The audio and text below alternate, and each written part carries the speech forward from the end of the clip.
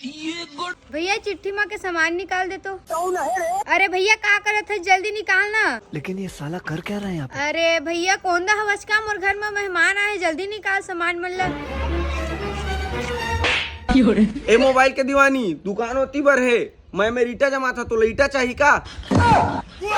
मुरमुला का देखा था, चल भागे मिल ले।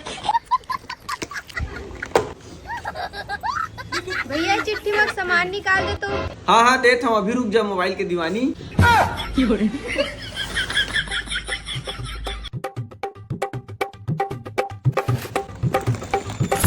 रुपया हो गए भैया।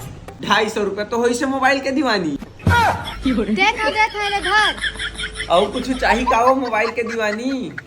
नहीं कुछ नहीं ला, बस सबके चाहिए रिस बोला।